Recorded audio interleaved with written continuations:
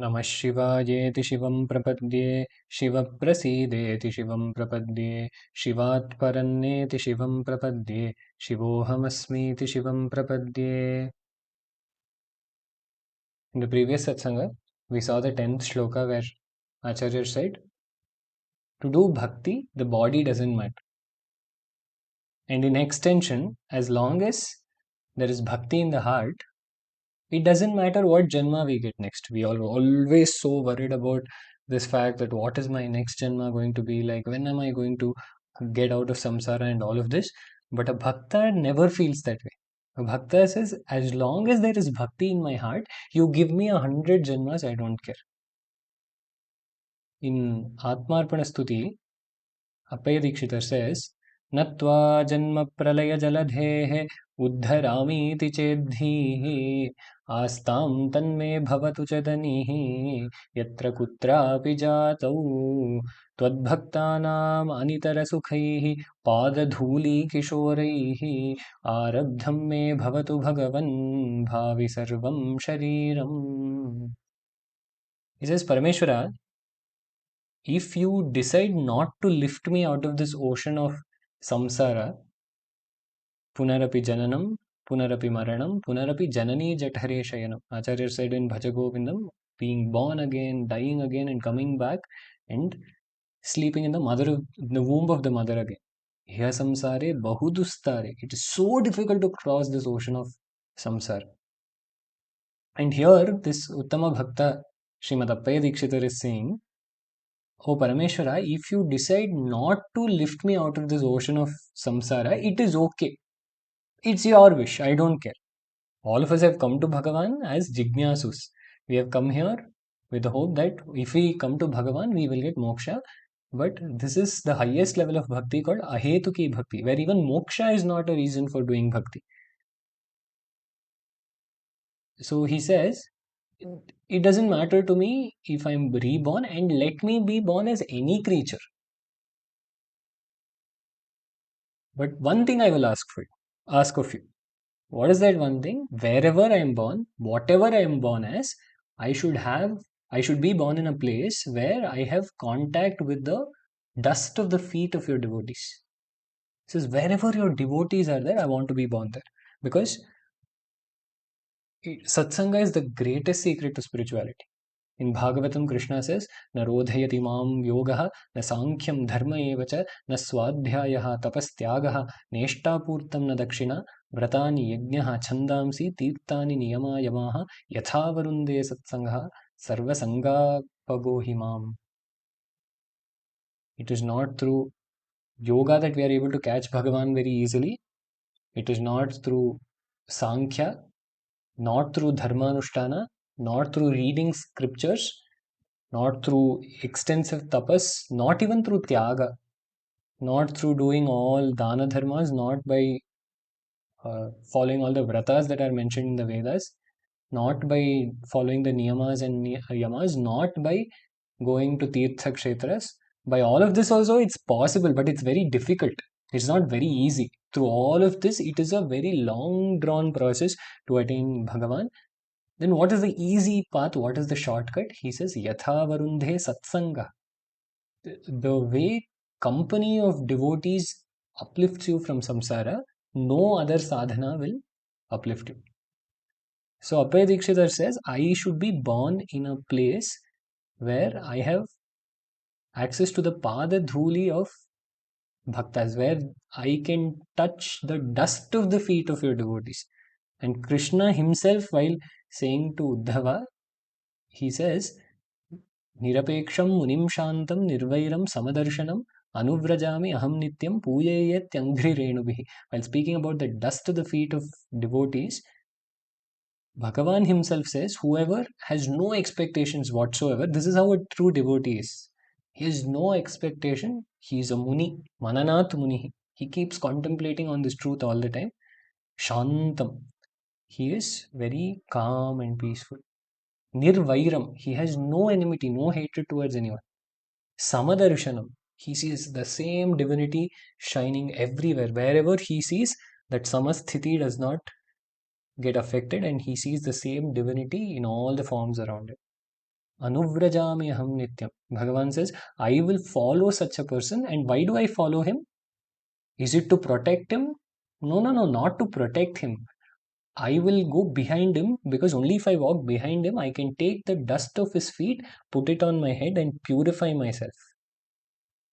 Who is saying this? That Bhagavan we worship when we say, Pavitranam Pavitram Yo Mangalanam Cha Mangalam. He who is the purest of the pure, he who is the most auspicious of the auspicious, he says, how I purify myself is by taking the dust of my devotees' feet and putting it on my head. So Appayya Dikshitar says, it doesn't matter what janma you give me, it doesn't matter what creature I'm born as long as I am in a place where I can come in contact with the dust of the feet of your devotees. As long as this constant satsanga is there, it doesn't matter what we are born as. Because if left by ourselves, there's a higher probability that we will sit and think about samsara. If we are sitting alone at home, nothing to do, and we have half an hour, our natural tendency will be, shall I watch some movie or shall I scroll on social media? Shall I go on YouTube and watch some videos? Or unnecessarily, we will start thinking about samsara. What is this person doing? What is that person doing? We have made a habit out of worrying so much so that it's so hard to let go of it. So, what is the best way to forget the world? It is to spend time with sadhus. It is to spend time with Acharya Purushas who have completely forgotten the world and they are only concerned about Bhagavan. They don't do samsara smarana, they only do Bhagavan Nama smarana. And when we spend time with such people, automatically a little bit of that devotion starts to come within us also. Ayuvanavar says, அகண்ட ஆகார சிவபோகமெனும் பேரின்ப வெள்ளம் பொங்கித் ததும்பிப் பூரணமாய் ஏக உருவாய் கிடக்குது ஐயோ. He uses very similar language where he says that flood of Shivanubhavam, that blissful flood of Shivanubhava is just erupting from my heart. It is overflowing from my heart. And it is just available as this experience of bliss. And this shows us the state of that Parabhakta where he is not teaching anyone because he thinks he's a guru or because he thinks he has the adhikaritva to do Upadesha. He is sharing it because it is just so much happiness within him. Before this, there is a line where he says, Kagam uravu kalandu unnakandir. Even a crow, if you give it something to eat, it will not eat alone. It will call all of its friends, it will call all of its relatives and share it with them. Like that, with the blessings of Parameshwara, I have been given this overflowing love for the divine and I want to share it with all of you. And before this body falls down, Bhujippadakku Seravarum Jagattire. He says, before this body falls down, come and participate in this satsanga, come and partake in this divine nectar. This is what Satsanga gives us. This Lahari is what Satsanga gives us. And Acharya says, as long as that Lahari is there, the body doesn't matter. There's another very beautiful incident in the Charitram of Ramana Bhagavan, where one day Bhagavan is just sitting in the ashram hall. Everyone is absorbed in that state, in that silence, in that peace. And suddenly a monkey comes inside. And when the monkey comes, its eyes are on the fruits that are in front of Bhagavan. Some devotee has come and kept it there. So this monkey is only interested in the banana. And everyone else is sitting very still. So it comes slowly. It picks up a banana. And as it is picking up the banana, it makes eye contact with Ramana Maharshi. And what happens is, in that moment, the monkey, which is the greatest personification of instability, it is the greatest personification of chanchalatva, being constantly restless, even that monkey becomes still. Its mind abides in the self and it is just with one hand holding the fruit, it is looking at Bhagavan. And this goes on for about 8 or 9 minutes. Then its natural prakriti kicks in and it takes the fruit and starts to go away. And at that point, Bhagavan remarks, ஏன் அப்படியே இருந்திருக்கலாமே, எந்த சாம்ராஜ்யத்தை பிடிக்க போற? Which means, why couldn't you just stay like that happily? Which kingdom are you going to go conquer now that you're going away from here? This is what all of us do. That Anubhava is there within us all the time, but in the name of doing something or getting something or gaining something, we let go of that Anubhava which is ever within us, which is there within everyone. So, what makes you think that that bliss is not there within you already? What makes you think that it is not already available to you? It is not something that has to be attained at some future point in time. By doing this, what do? We postpone our own bliss. It is available to us right now, right here. And even if we are born again in samsara, even if we are born as an animal or a plant or a tree or a human being, that anubhava is always there within us. It is just a matter of recognizing it. It is just a matter of realizing that the bliss that we are looking for everywhere in the world, it is right within us. There's a very beautiful shloka which says, Bahir Brahmati Yah Kaschit Tyaktva Dehastham Ishwaram Sogrihe Payasam Tyaktva Bhikshamatati Durmatihi. Everywhere outside we are looking for happiness without realizing that that Ishwara is right within our hearts. The bliss, that Ananda, that Ishwara is there within our hearts. And this is like they have cooked a full course meal with payasam at home, and this person is going on the street begging for food. So we keep looking for happiness here and there, but it is right there within our hearts, regardless of our external circumstances, regardless of the body. And in continuing this theme, in the next shloka, Acharya says, Vaturva gehi va yatirapi jati va taditaro naro va jah kaschit bhavatu bhava kim tena bhavati yadiyam hritpadmam yadi bhavadadhinam pashupate tadiyastvam shambho bhavasi bhavabharam chavahasi. Whether this person is a brahmachari or a yati or a grihastha, how does it matter? Which stage of life you are in does not matter at all. Because we think, oh, for brahmacharis, it's very easy to speak about bhakti. For sannyasis, it's very easy to speak about bhakti. But what will grihasthas do? We are living in society, we have a job, we have a family to take care of, we have so many responsibilities, social obligations. In between all of this, how will we do bhakti?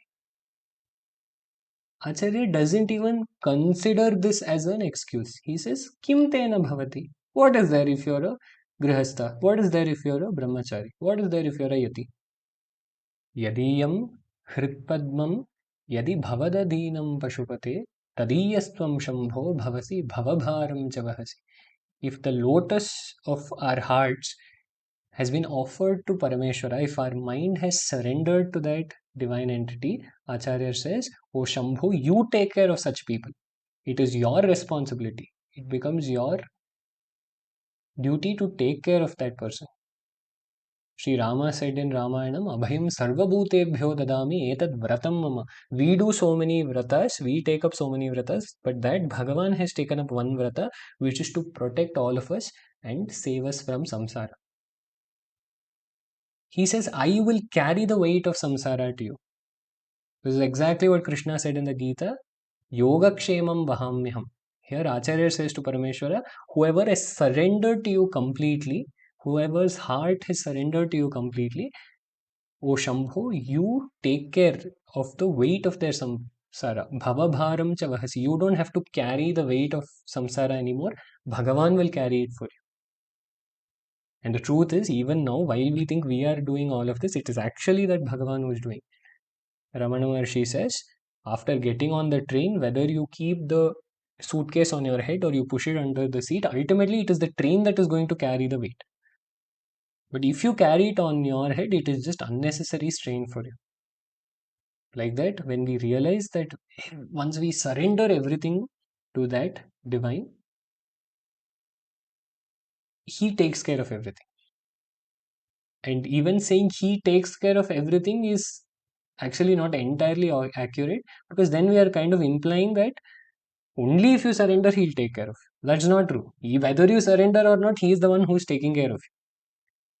But when you surrender, you realize that he is the one who's taking care of you. That is the only difference.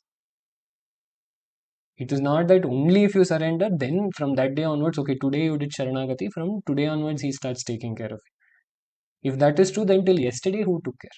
If today you did Sharanagati, from today, Bhagavan is going to take care. From since yesterday or until yesterday, who was taking care?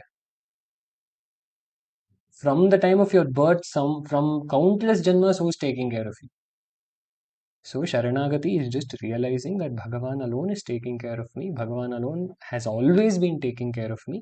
Recognizing this and offering yourself to Bhagavan, that is bhakti. And for bhakti, it doesn't matter which stage of life you are in, whether you are a brahmachari, grihastha, vanaprastha or sannyasi. If you have offered yourself to Bhagavan, then it is Bhagavan's responsibility to take care of you. We'll continue this in the next section. Shiva Shiva.